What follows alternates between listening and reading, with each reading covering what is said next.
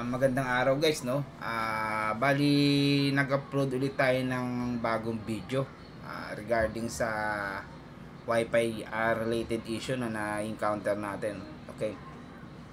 Itong susunod ko na video, no, na i-explain sa inyo is regarding sa modem na pinrovide sa atin ni Converge. Ang model niya is ZTE F670L. Okay? Habang pinapanood nyo itong video na to, no, dito nyo matututunan kung paano magpalit ng password, okay? Paano nyo malaman kung gaano karami na ang nakakonect sa inyong wifi, okay? Malalaman nyo rin po dito kung sino yung nagli-leak ng password, no? Kung sino yung nagbibigay, yun yung pinaka nakakainis. Kung sino yung nagbibigay ng password sa inyo para maibigay din sa iba. Kasi napakasimple lang mag-share ng password. Just QR code lang naman. Okay na. Valid na. Masishare na niya. At saka, magkikreate po tayo ng multiple SSID. Okay? So guys, ang importante po dito, ang modem ng Converge po ay ZTE F670L. Makikita nyo po sa likod yan, no? Okay? Sana po natin. Una po sa lahat, kailangan nyo po mapasok yung basic configuration po ni modem. Okay? Two-way po yan kung paano. So, connect mo yung cellphone mo doon sa modem ng Converge. And then, i-type mo yung password na matatagpuan nyo rin po sa likod ng modem. Okay? Same lang din po kung sa computer. Siguro mas madali po kung may laptop kayo. Doon nyo na lang din baguhin para mas detalyado po. At saka medyo malaki. Okay? So now, okay na po yan. Dito po tayo ngayon sa computer modify ng mga basic tawag dito, basic configuration ng modem, no? So, dito po sa credentials niya, no. So, for example po, nag-open kayo ng Google Chrome, no? Type nyo lang po yung 192.168.1.1. Andito rin naman po yan sa taas. Ito po siya. Okay? And then, yung kanyang credentials, yung admin, and then ito po ang credentials niya. Yan. Ito po ba? Nakuha nyo po ba? Okay? Type nyo po yan. So, ang credentials po niya, yan. Okay, so, after po niyan, makikita nyo po yung basic information, serial number, etc., version, at saka model. Verify nyo yung model po, no? Okay po. So, punta po kayo sa network. Sa network po, dito lang po tayo babago ng mga settings sa WLAN Radio 2.4G, WLAN Radio 5G. Dito lang po tayo gagalaw, no? Wala na po tayong ibang babaguhin dyan. Yan lang po sa dalawa na yan. Okay? Doon po muna tayo sa 2.4. Okay? Pagpasok niyo po sa 2.4, may mga basic configuration na naman po siyang nakalagay dyan. Pero, huwag na rin niya dumupo ng yung palitan. Although may mga additional options po dyan, okay na po yan. Huwag yun na po palitan. Dito lang po tayo sa SSID settings, security, and then sa associated device. Tuturo ko po sa inyo kung ano mga functionality po ng mga options na makikita nyo sa kaliwa. Okay? Sa SSID settings, dito po yung tinatawag na, kung mapapansin nyo po, yung cellphone nyo po is magko-connect na siya sa Wi-Fi. Okay, so excited po kayo. Kaka-install lang ng modem ng Converge, no? Sinerge nyo ngayon sa cellphone nyo yung pangalan ng Wi-Fi. Dito po yon. SSID po ang terminology sa network po, no? SSID. Ayan po siya. No? SSID. Okay? SSID po ang tawag dyan. Same as lang din po dun sa isa pa. Sa 5 GHz. Dual band po kasi to. Okay, no? SSID, yan din po yan. Ayan na naman siya. Okay? O, sige, balik po tayo sa 2.4, no? Sundan nyo po, 2.4, SSID settings. Ito yung pangalan. Okay? So, pag binrowse nyo po yung mga Wi-Fi na nasa paligid nyo, dapat ito po ang makikita. Pwede po natin palitan yan. Okay? So, siguro palitan na po natin siya ngayon, no? Sample 2.4, no? Ito po muna yung gagawin po natin ngayon is yung pagpapalit ng name ng ano nyo, ng inyong wifi, no? Parang personal, ano po, customize. Sample bahay. Okay? Sample bahay. 2.4. Okay? Yan. Tapos, i-apply nyo po. Or, submit. Yan. So, sa SSID 1, dun po nakabind yung sample bahay 2.4. So, kailangan din nyo po syempre palitan yung password niya na makikita nyo naman po dito sa security. Ito po, tugman-tugma po yan sa likod ng modem nyo. No? Kung ano yung nakasulat dito, yun din po ang nakasulat sa likod ng modem na Converge. Okay? So, napapalitan natin din siya ng password. Mamaya, makakuha ng ibang tao. Diyan po rin kasi may mga pang-crack po ng password. Okay? Ito, leave it that. Submit. So, okay na po kayo kay SSID 1. Sa settings, nagpalit tayo ng pangalan. Security, nagpalit din po tayo ng pangalan. Okay? Now, pag try nyo pong mag-connect, no? Try nyo pong connect dyan sa mga kinreate yung password. Dito naman po pupunta si associate device. Tandaan nyo po kay SSID 1 lang po muna tayo. So, dapat po, meron pong lalabas dyan. So, pati po dito sa 5 GHz, no? So, sample bahay 5G. Kasi dual band po siya. Okay. Submit. And then, yung security din po niya, palitan nyo rin po. So, ito, sa likod ng modem nyo, makikita nyo rin po yan. Okay, submit. Okay. And then, abang po kayo dito sa associate device. Ang associate device po, dyan nyo po malalaman kung kung ilan ang mga nakakonect dun sa wifi nyo. Okay? Sample bahay. Okay.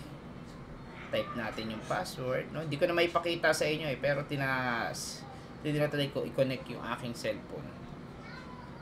Okay. Refresh nyo. Okay. So, mali. Dito sa 2.4, no? Okay. Ayan. Makikita nyo po dyan. Yan po yung cellphone na nakakonect ngayon. Doon sa 2.4. Pero kung dual band po at ginamit nyo to, dito po kayo mag-check. So, ang gagawin nyo lang po, subtotal nyo lang po yan. Total nyo lang po yung nakakonect dito sa associate device ng 2.4 at sa associate device ng 5G na signal. Okay po. Hindi po na po kayo nalilito, no? Okay na. So, doon sa ating mga notes kung ano yung mga dapat gawin, no? Nakapagpalit na tayo ng password, no? At the same time, nalaman na rin po natin kung ilan ang mga nakakonect. Okay?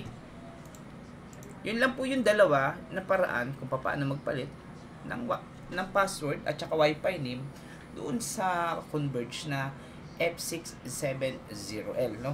Po kayo malilito. Yun lang naman po. Basic lang po siya, no? Okay, now. Paano pagka gusto nyo pang ma-maximize lalo yung capability ng inyong modem, no? So, gusto nyo ma-customize pa, no? So, as of now, pag tinignan mo yung wifi nyo sa bahay, may makikita ka na sample bahay 2.4. Now, meron pa po kayo makikita na SSID 2, SSID 3, SSID 4. Ano ba itong mga to? Ito po yung mga additional options na pwede pa po kayo maglagay ng panibagong pangalan. Malaking tulong po nito. Guys, malaki po ang tulong nito.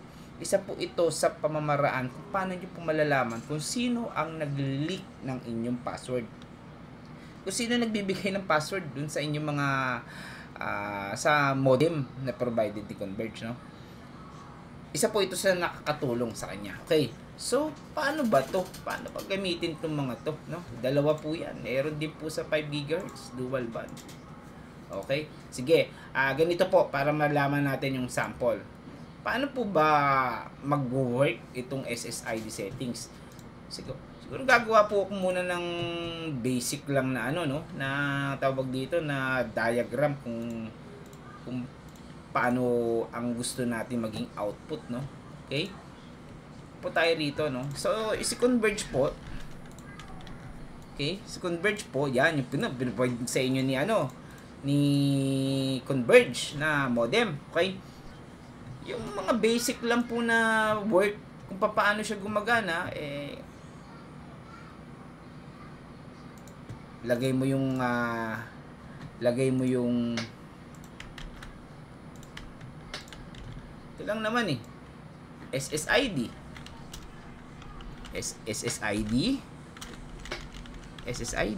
and then or Wi-Fi name, tapos input mo yung password. Okay na po yan, connected na, no? Connected na po siya agad. So yung cellphone nyo, meron na siya agad internet. Ganyan lang naman kasimple, no?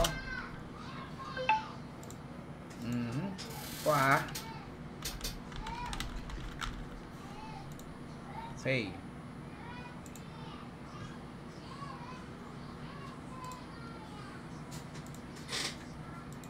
No, teka lang po guys ha. No, so yung cellphone nyo connected na agad sa, so kung titignan po natin yung ating topology niya, ganyan lang po siya kasimple, no? Pag aprobado, tama yung SSID name at saka Wi-Fi name, bibigyan kita ng connection. Okay? Ganyan lang po kasimple yan. Ganyan lang po nag-work. Now, paano natin magagamit itong mga SSID na to? Paano ba ako matutulungan ito? Okay. So, para masundan nyo po, no? SSID1. Okay. So, sa drawing ko po na to, no? SSID1. So, yan yung setup natin ngayon, no? SSID1. So, ang pangalan nito is sample bahay, no? Sundan nyo lang po ako, guys, para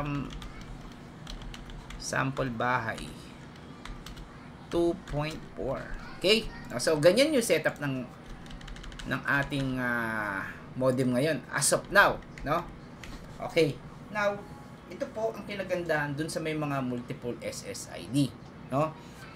Ngayon po, pag binrowse ng cellphone nyo yung loob ng bahay nyo, dapat po ang makikita nyo ngayong Wi-Fi name dyan is sample bahay 2.4 at saka yung sinet nyo pong password. Okay? Now, bakit nagkaroon ng SSID 2 at saka SSID 3, SSID 4? Okay, now, sige, activate po natin ngayon para masundan nyo po. Make sure nyo po i-enable nyo po siya, no? Ayan. Okay. Siguro pangalanan po natin to ng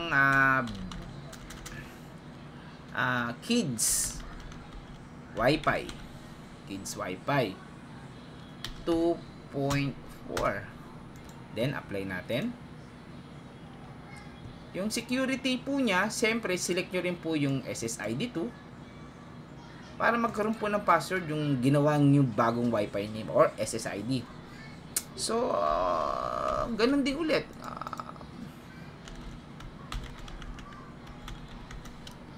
Okay. Submit. So, meron na po tayo SSID 2 sa 2.4 na band, no? Sa signal na 2.4. So, gawa din po tayo sa 5 GHz. Okay? SSID 6. Enable nyo po lagi yan, ha? And then, ang name is Kids. Ano yung pangalan? Nakalimutan ko. Teka lang, guys, So, ang pangalan niya, Kids Wi-Fi, no? SSID. Enable na yung 6. And Kids Wi-Fi 5G. Okay. Submit. And then, yung password. Siyempre, kailangan lagi nyo lalagay yung password. No? Password niya is sender. Okay. Okay na, guys. So, ngayon, kung babrowsing nyo yung inyong Wi-Fi signal, dapat po may dalawa kayong makikita dyan. So, sa topology po natin na ito, ganyan. Copy ko po yan. So, dapat po magiging ganyan na ang visuality po ng bahay nyo, no? Ayan. Okay. Sorry. Mali. Okay, delete. Ito, connect natin dyan. Mali.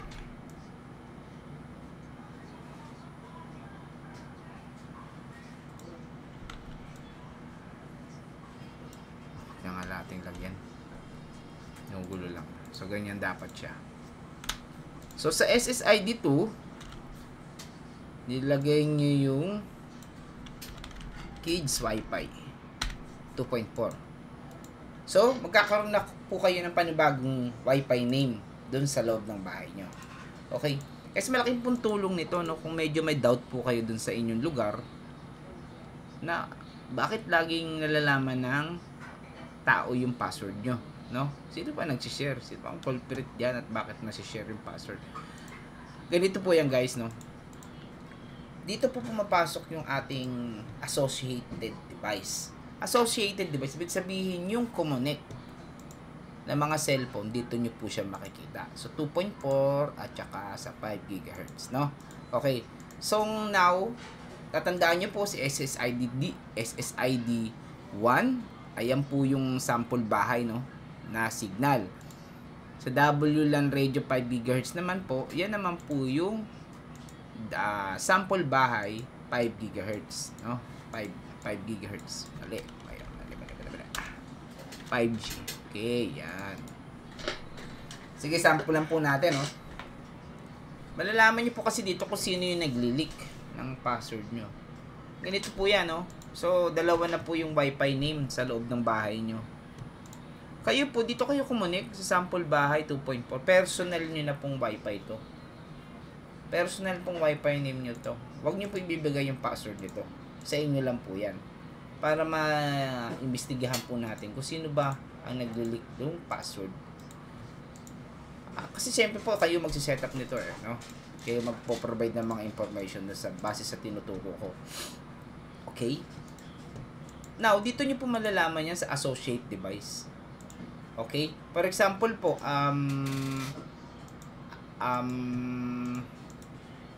tingnan nyo po bigay po ako ng sample sa inyo. Doon tayo sa 2.4 lang lagi. Okay? Pag kumunik ako sa sample 2.4, no? Makikita po nyo sa associate device niya. Refresh po natin. Ayan po siya, no? For example, alam nyo, kayo lang ang may password na ganyan. Dapat po pag pinuntahan nyo yung cellphone ko isa.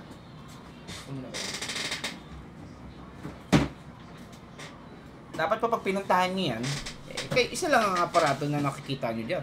Dapat wala pong ibang nakakonect dyan, no? Okay. Now po, kunwari, magtatry ako, kumonek sa pang cellphone, no? Sample bahay 2.4. Okay? So, dapat po yung credentials nito at saka yung credentials ng mga ginawa niyo ibang SSID is magkaiba po. Yung password. So, dapat hindi po parehas, no?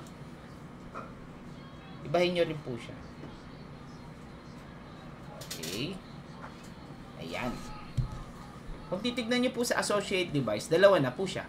No? Dalawa na po. Kasi po, inad ko po yung isa ko pang cellphone.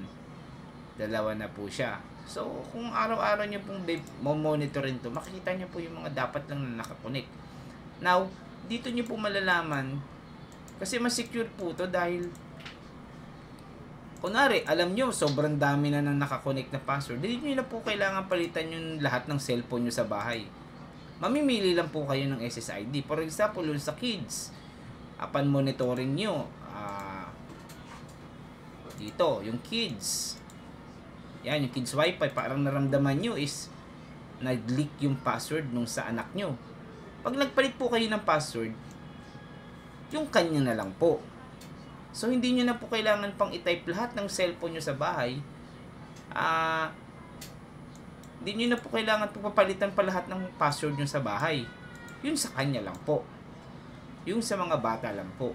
Or kung sino man po yung paggagamitan nyo. Kasi nako-customize po to. Depende po sa inyo kung anong ilalagay yung pangalan ng wifi dito. And then yung security niya, make sure na papalitan nyo rin po na hindi katulad ng sa inyo. So, iba yung password ng wifi nyo na personal, iba rin yung password ng wifi na create yung bago. No? Para, syempre, pag pinarehash nyo po yan, pag na-leak yung password nung inad nyo na wifi, susubukan din po yan sa SSID 1, doon sa main nyo. Same as 3 and 4, no? Same. Hanggang 4 po pwede kayong gumawa ng pangalan, no? For example, meron kayong guess, no? Guess. Syempre hindi niyo na po ibibigay yung total password nyo, no? Hindi niyo na po ibibigay yung main password nyo. So, kung gagawa kayo ng pangbisita nyo, for example, may dupunta sa bahay nyo, no? Mga bisita, no? Siyempre, malay mo, yung bisita mo, may kakilala sa labas, nilik niya yung password nyo. O, create kayo dito ng panibago sa SSID. SSID 3. Enable niyo po lagi, okay? Guest. Guest Wi-Fi 2.4. Apply nyo lang, submit, and then sa security, make sure na 3 din siya. Kasi 3 po yung pinili nyo kanina, no? Yung password niya is 1, 2, 3, 4, 5, 6, 7, 8, 9. Ganyan lang kasimple. Ay, bawal lang. Password. Ito. Ganyan lang. Okay?